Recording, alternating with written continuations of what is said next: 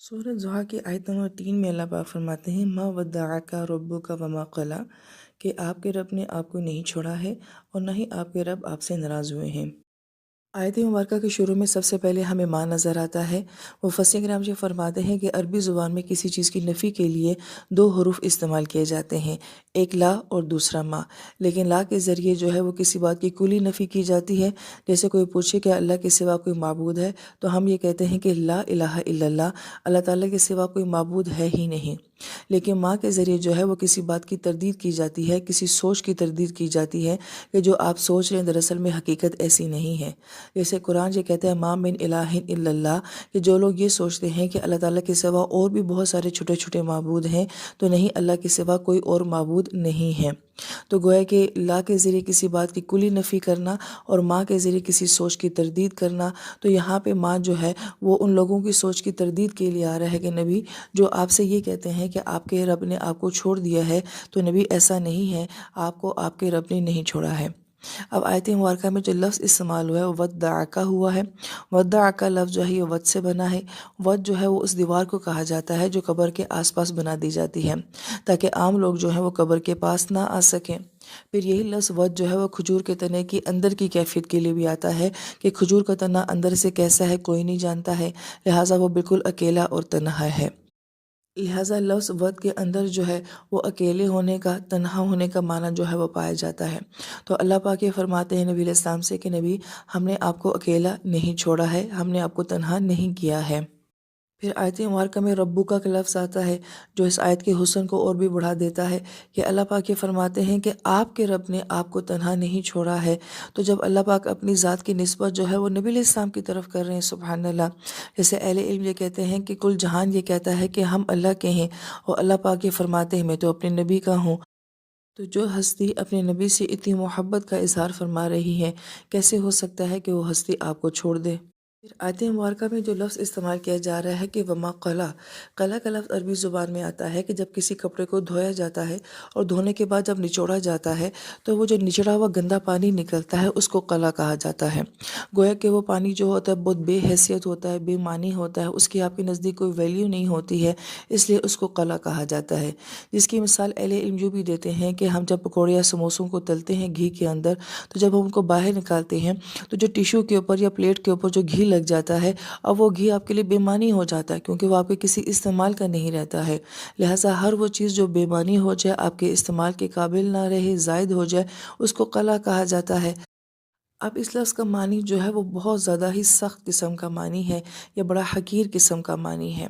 लेकिन आप ये देखिए कि आयत मुबारका में जब अल्लाह पाक ने वद का लफ्ज़ इस्तेमाल किया है, तो उसके साथ काफ ज़मीर लाई है, और काफ ज़मीर जो है वो आप सल्लल्लाहु अलैहि वसल्लम की तरफ लौट रही है कि आपके रब ने आपको अकेला नहीं किया है। तो अब जुमले की तरतीब तो यही होनी चाहिए थी कि क़ला के साथ भी काफ ज़मीर आती कि आपके रब जो हैं वो आपसे नाराज़ या बेज़ार नहीं हुए हैं। लेकिन चूँकि क़ला का मानी इतना ज़्यादा सख्त है, इसके साथ काफ ज़मीर ला ही नहीं गई कि आप अलैहिस्सलाम के साथ ये लफ्ज़ जो है जोड़ा ही नहीं जा सकता कि आपके रब जो हैं आपसे बेज़ार हैं, या आप अलैहिस्सलाम की मुबारक हस्ती जो है वो अल्लाह पाक के लिए बेमानी है।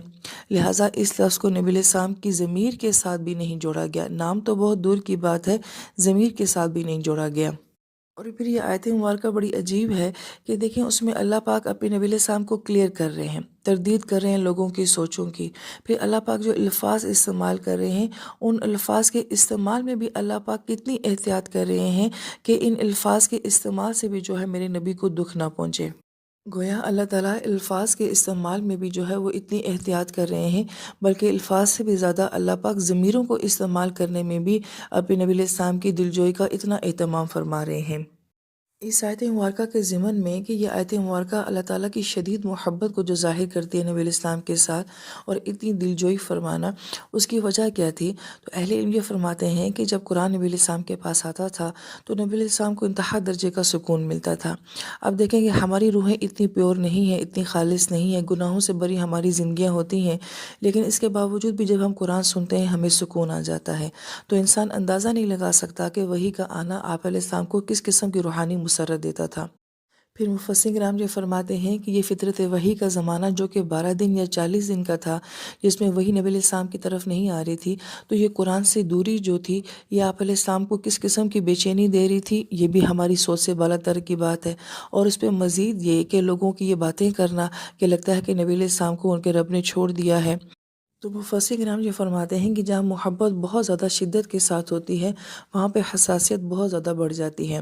ہم اپنے معاملات میں یہ دیکھتے ہیں کہ جہاں ہم کسی سے بہت زیادہ محبت کرتے ہیں تو ہم اس کے معاملے میں بہت زیادہ حساس ہو جاتے ہیں، وہاں چھوٹی چھوٹی باتیں بھی بہت زیادہ محسوس ہونے لگتی ہیں، ایون یہ کہ ہم بدگمان بھی بہت زیادہ جلدی ہو جاتے ہیں، حالانکہ محبت بہت شدید ہوتی ہے۔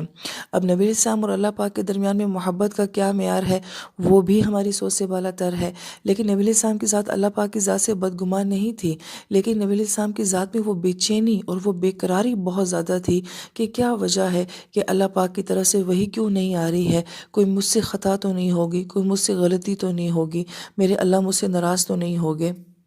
تو گویا اتنی تسلیاں جو اللہ پاک نبی علیہ السلام کو دے رہے ہیں، وہ ان کی تمام اس کیفیات کو دور کرنے کے لیے، اس بوجھل پن کو دور کرنے کے لیے کہ نہیں نبی، آپ کو آپ کے رب کبھی تنہا نہیں چھوڑیں گے اور آپ کے رب آپ سے کبھی بیزار ہو ہی نہیں سکتے۔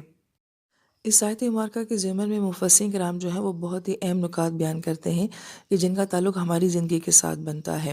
پہلی بات تو یہ ہے کہ لوگوں نے نبی علیہ السلام کو بھی جو ہے وہ معاف نہیں کیا، بلکہ کہا کہ نبی آپ کو تو آپ کے رب نے چھوڑ دیا ہے، اور یہاں تک کہ اپنی باتوں سے آپ علیہ السلام کو غم دیا۔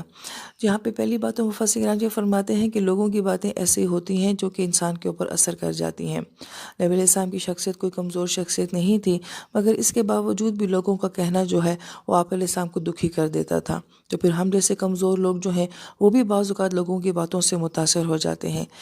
اور دوسری اہم بات یہ ہے کہ یا تو ہماری طرف سے لوگوں کو ایسے رویے ملتے ہیں یا پھر لوگوں کی طرف سے ہمیں ایسے رویے ملتے ہیں کہ جو کہ بہت شدید ہوتے ہیں۔ مثلا یہ کہ ہم کسی کو دیکھتے ہیں کہ اس کی زندگی جو ہے وہ نیکی کے اوپر نہیں ہے، تو ہم اس کو یہ کہنا شروع کر دیتے ہیں کہ تمہارا جو رشتہ نہیں ہو رہا ہے، تمہیں جو نوکری نہیں مل رہی ہے، تمہاری اولاد جو نیک نہیں بن رہی ہے، تمہارے گھر میں جو لڑائی جھگڑے ہوتے ہیں وہ اس وجہ سے ہوتے ہیں کہ تم اتنے گنہگار ہو اور اللہ کی ذات جو ہے وہ تمہارے سے ناراض ہے۔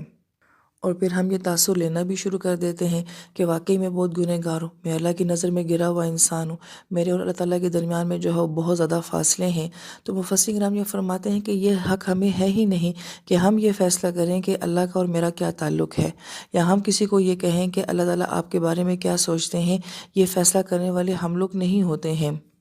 یہاں پر اہل علم بڑی اہم بات یہ بھی فرماتے ہیں کہ ہم جو مائیں ہوتی ہیں، ہم اپنی اولادوں کو بھی یہی تاثر دے رہی ہوتی ہیں۔ مثلا ہم جب انہیں کہیں گے کہ آپ نماز پڑھیں، آپ پردہ کریں، آپ ایسے کریں، اور جب وہ نہیں کرتے تو ہم انہیں کیا کہتے ہیں کہ تم اللہ تعالیٰ کی نظر میں مردود ہو، اللہ تعالیٰ کی ذات تم سے ناراض ہے، وہ تمہیں جہنم میں ڈالے گی۔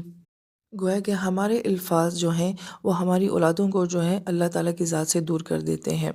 یہاں پہ اہل علم جو ہے ایک اور نقطہ بیان کرتے ہیں جو دوسری آیات کے ضمن میں آتا ہے کہ ہم جب بچوں کو انبیاء علیہ السلام کے قصے سناتے ہیں تو ہم بار بار ان کے ذہنوں میں یہی بات ڈالتے ہیں کہ اللہ پاک نے فلاں بستی کو عذاب دیا، فلاں قوم کو عذاب دیا، لہٰذا ہمارے بچوں کے ذہن میں پہلی بات اللہ پاک کے بارے میں یہی آتی ہے کہ اللہ کی ذات تو بہت عذاب دینے والی ہے، بہت سزائیں دینے والی ہے۔ لہٰذا بچوں کے ساتھ جو ہے وہ واقعات نہیں سنانے چاہیے، کیونکہ بچے جو ہوتے ہیں وہ کوئی مکہ کے کافر نہیں ہیں، وہ کوئی مشرک یا منافق نہیں ہیں۔ بچوں کو تو اللہ کی رحمت کے قصے سنانے چاہیے، انہیں جنت کے قصے سنانے چاہیے، اور پیغمبروں کی زندگیوں کی خوبصورت واقعات سنانے چاہیے، نہ کہ قوموں کی تباہی سنانی چاہیے۔ گویا کہ ہم خود ہی جو ہیں اپنے ہی الفاظ سے جو ہیں اپنی ہی اولادوں کو یا اپنے آس پاس کے لوگوں کو اللہ تعالیٰ کی ذات سے دور کر رہے ہوتے ہیں۔ یہ بہت ہی اہم نقطہ ہے جس کو ہم نے سمجھنا چاہیے۔ ہم یہ فیصلہ کرنے والے نہیں ہیں کہ اللہ تعالیٰ کی ذات کسی کے بارے میں کیا سوچتی ہے اور اس کا اس کے بارے میں کیا فیصلہ ہے۔